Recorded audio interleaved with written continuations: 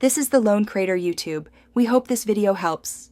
In this video, I will explain how to change your phone number. Changing your phone number can be a straightforward process, whether you're looking for more privacy or to avoid unwanted calls. Your first step is to reach out to your current mobile carrier. They will guide you through their specific procedures and inform you about any associated costs. Typically, there might be a small administrative fee, often around $36, for this service. It's a good idea to have your account details ready when you call to make the process even smoother. Before your new number becomes active, there are a few crucial steps to take. First, ensure all your important contacts and messages are backed up, perhaps to cloud storage or another device. Next, update any services that use two-factor authentication, such as banking apps or social media, with your new number to avoid lockout issues.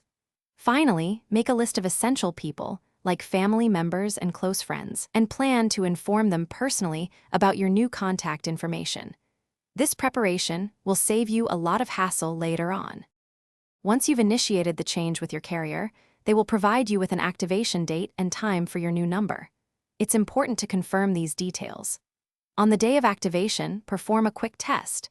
Make a short call and send a text message to ensure everything is working correctly. After confirming functionality, systematically go through all your online accounts, including email, social media, and shopping sites, to update your contact number. This ensures you remain reachable and secure across all your digital platforms.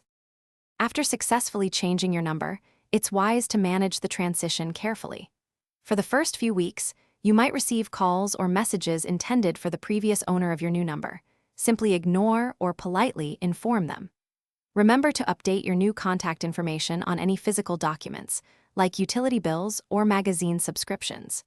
For an added layer of communication, consider setting up a temporary auto-reply on your old number, if possible, for about 2 to 3 weeks, directing callers to your new one.